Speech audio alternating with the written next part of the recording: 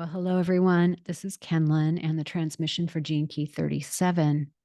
Today is a bit of an unusual day in that I am not on video, and that's because I just had some surgery, dental surgery to my mouth, and uh, I am pretty bruised and swollen, and it looks like I was in a boxing match and I lost. I'm feeling great though and taking really good care of myself. It's been quite a journey, and I think this Gene Key 37 will really come through in the state that I'm in. And I would love to share it with you. I didn't really want to stop making these for Sunday because I just felt like there's potent medicine in the Gene Key transmissions. And indeed, today on the Sisterhood activation, which I held today and actually showed my face, there there was an actual experience of tenderness, and that's the siddhi of Gene Key 37. The highest frequency is tenderness. And we, instead of talking about it, we actually embodied it. We became it. And it happened through my disclosure of my face, my being willing to show people what I look like when it's, that bruising, when the bruising starts to heal, it turns these really interesting colors of green and yellow. And yeah, that can be a little disconcerting. And that was my fear on the call. And everyone assured me, no, it's not distracting. Go ahead and show your face. And with that permission, it offered others permission to show who they are in the middle of their own healing. And there were a lot of tears because I think the surgery for me has just cracked open my heart. It's a form of trauma, really. And I wasn't knocked out. So, this kind of trauma I was really present for and able to process in the moment. And it was something that I had been wrapping my head around for over a year that I knew I needed to do. So, I still believe, even though I was conscious and I did this intentionally, that these kinds of procedures are trauma to the body. And that kind of trauma feels like it put me in touch with a deep, deep tenderness. And a lot of feelings are coming through, griefs, grieving, shedding. And that's really appropriate because today we find ourselves in the frequency of a full moon. And the full moon is in Virgo, as the sun is in Pisces. And Virgo rules healing and our embodiment. So it's so perfect. I didn't really plan it this way with the moon. I planned it with my dentist schedule. But it just always has a way of working out where, the cosmology on the outside is the cosmology on the inside. So if you're listening to this, you might be in store for your own version of healing. And it might look different than what you thought. Oftentimes healing comes through these ways that really, for me, feel like they were humbling. And indeed, that portal of humility where I don't want to share myself, or I don't want to share the less than flattering sides of me, um, are actually the portal into a deeper sense of intimacy with others. And that's really what we experienced on the sisterhood activation. I mean, there was not a dry eye in that Zoom room. And someone even presenced this feeling of like, pinch me. Am I really having this experience? And a couple people even said these words, exquisite pain. And I really love that, especially with the Virgo full moon. There's a way our embodiment is so fucking painful. It can be, right? At times, it can be just so painful when we have to let go of a person in our life, either through death or divorce or separation or, yeah, any kind of loss, outgrowing each other, or also through illness, through just the fragility of our bodies.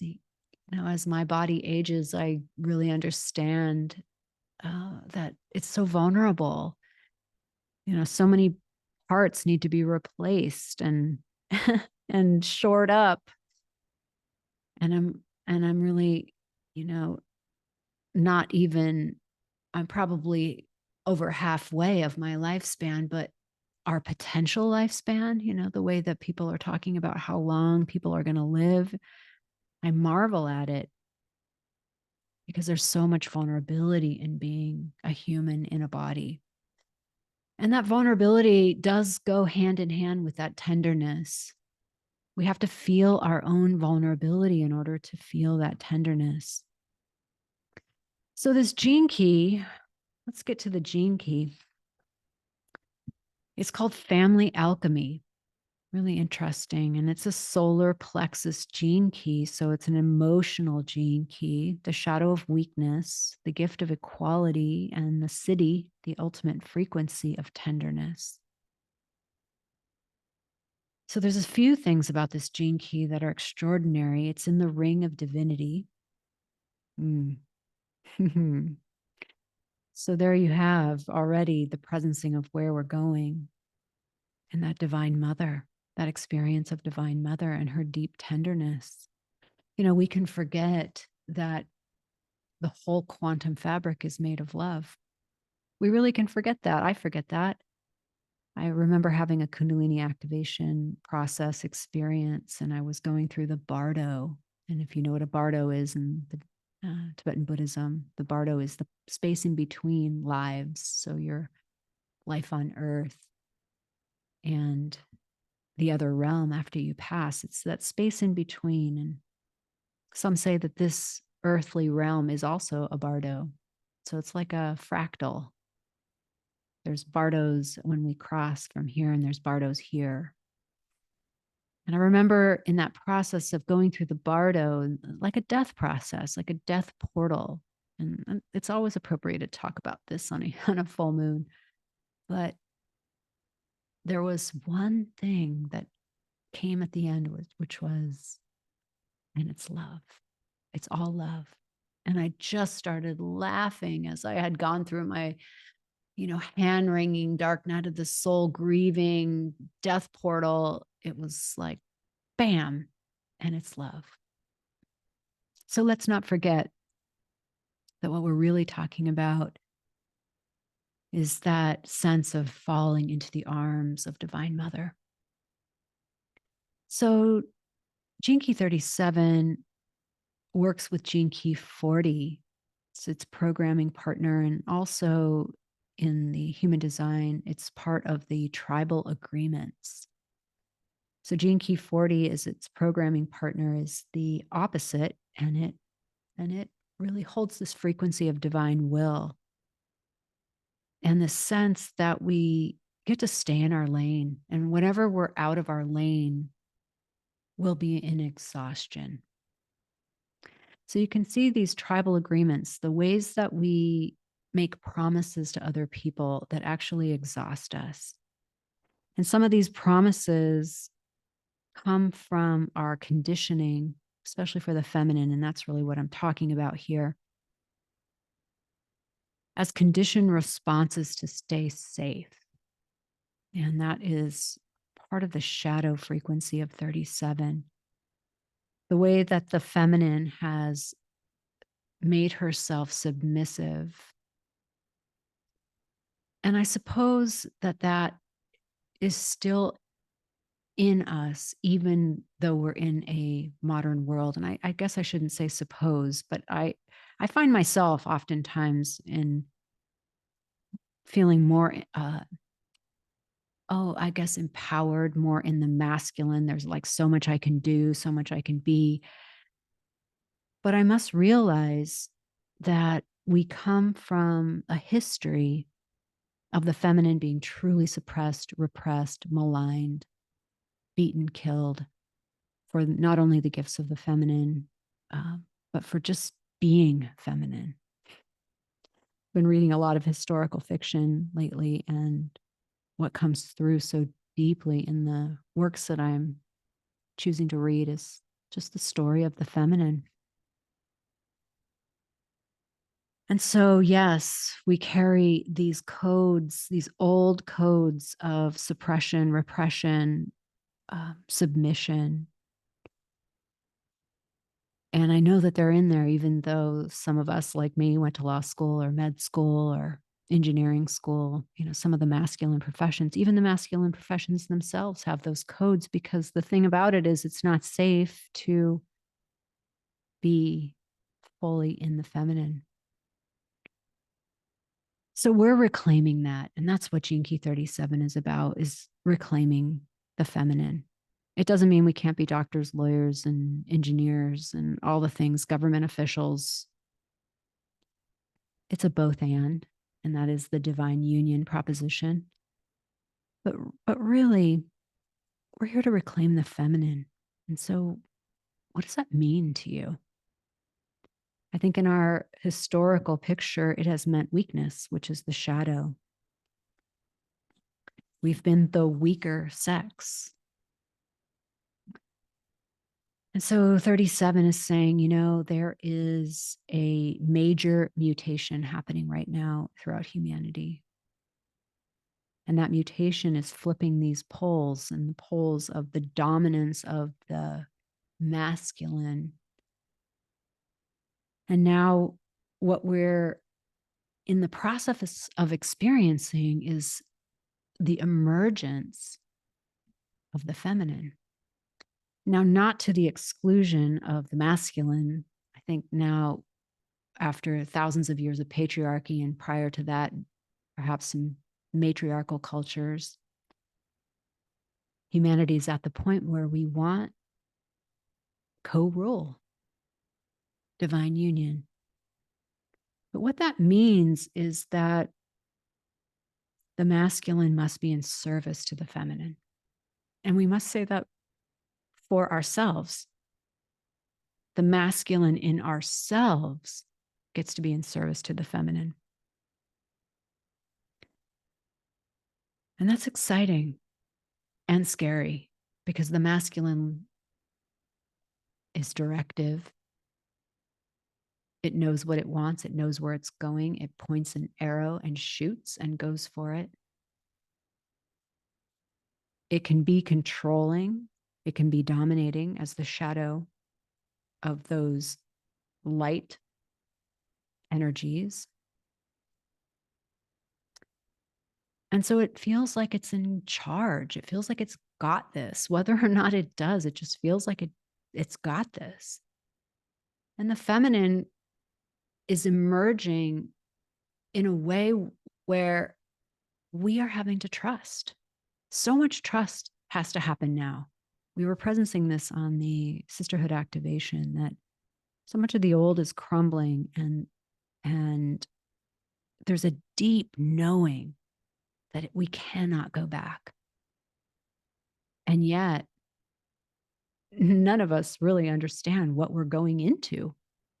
We might have these stories that we tell about the feminine and about evolution, but we really don't know. Our nervous system doesn't know. We don't have a clear picture. And so what's involved is the word trust.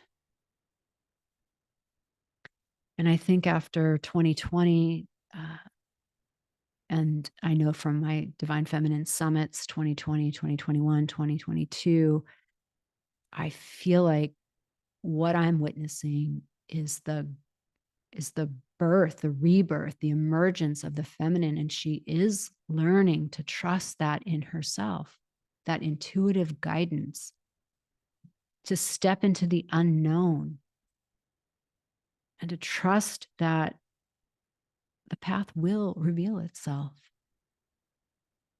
And so we are in a very feminine moment, and our masculine must follow our feminine, because we can't force it. I can say that I don't want to force it. I have nothing in me that wants to force it.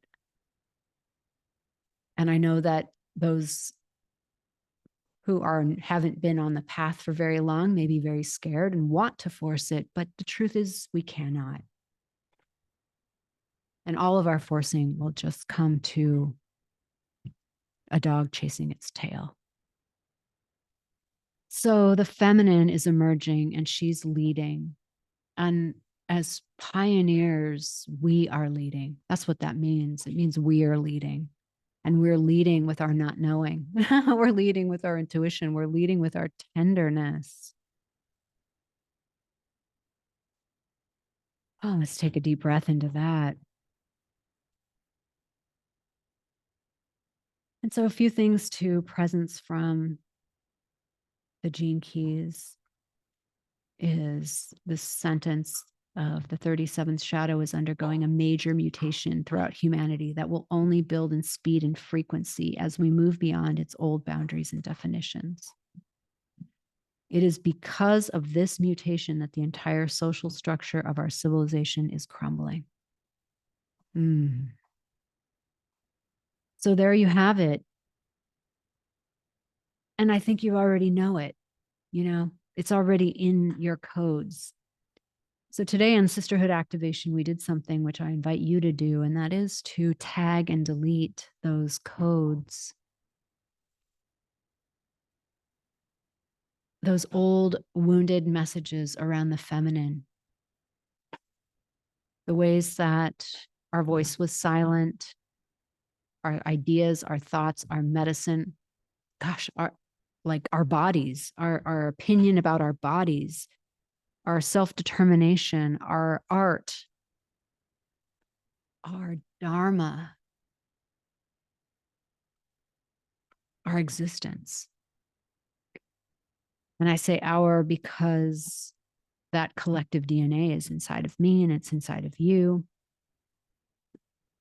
And so I invite you to tag that, find it in you, notice it when it comes up, and I just did some cleaning in my computer where you tag things and then you gather them all and then you push the delete button. That's what we get to do. Tag it, delete it, and then we must fill that space. What are we going to fill that space with after we tag it and delete it? Well, we fill it with the divine feminine. We fill it with our true essence. And she has a number of frequencies, as we've gone through with the archetypes, from this divine mother experience and feeling to the Kali Ma fierce feeling. She has range and she's here to provoke. She's here to hold space. She's here to witness and listen. She's here to speak truth to power. She's here to speak the truth that's in her body. She's here to know her body as the vessel of truth.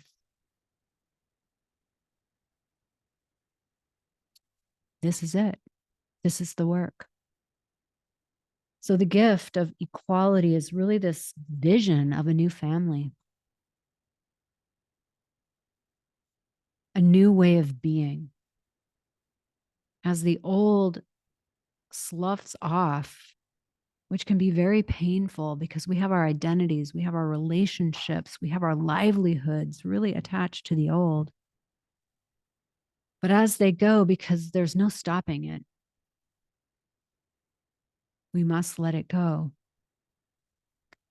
It is now being replaced by a new vision. And watch for this inside yourself, just a new vision. It's going to be organic and natural to really want to gather in community in a new way. We're going to raise our children differently. We're going to form bonds differently. And remember that those contracts, the bargaining contracts, the transactional nature of things. You give me this and I'll give you that. And that was the 1950s marriage, right? You give me safety and security, and I'll give you sex and love. Divine feminine nurturance. I will give you nectar. I will make your life not so horrible as you work, work, work. That's the feminine saying to the masculine. It was definitely a transaction in a cultural way, not everyone's relationship. But we're going to shed that transactional nature because as people are in their truth, they don't really want to make deals to feel safe. As we become more safe inside of our own bodies, we don't really need to make a deal that I'm safe. We already are that. There's nothing that another person can offer me that I can't offer myself in terms of the basic self-love, trust, knowing who I am, safety in who I am. And then the next level, that's like a level 2, is inviting people into our world to perform different functions. Because no, we can't do it all. And then the level 3, going up even another level to level 3 consciousness, it's this transcendence where there's no transaction. You don't give or receive out of transaction. It's just the truth of the moment and the deepest trust in the moment. And that leads us to the siddhi of tenderness. He says that energetically speaking, it is the feminine that carries the vision of synthesis and the masculine that will build it.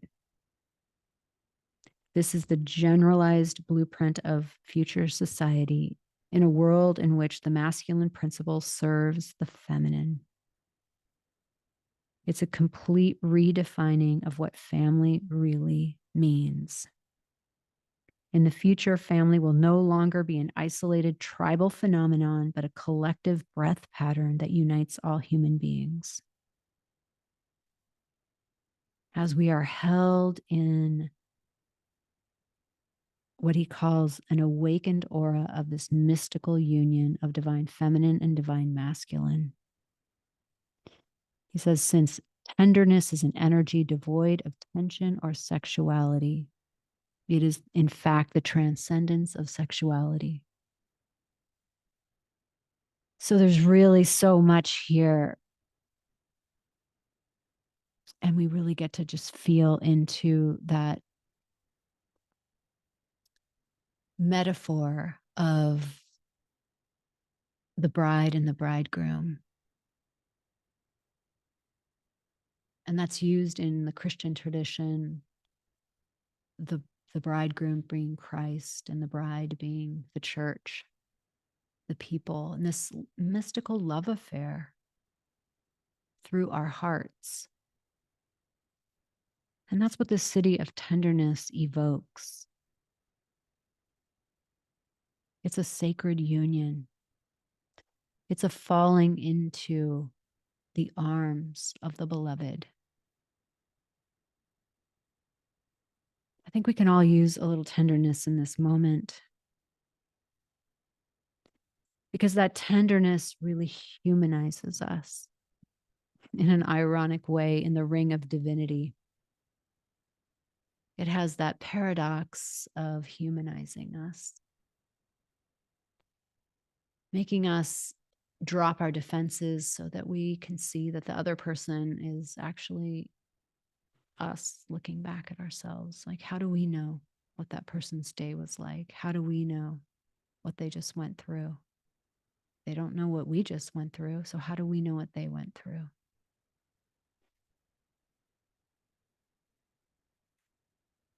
So let's hold the keys, knowing we hold the keys of the future family, of the future relationship, of the future equality, of the future rise of the feminine to take her seat fully, fully, so that how society gets shaped and created is a reflection of our hearts. It's a reflection of both masculine and feminine coming together as one to serve all of life.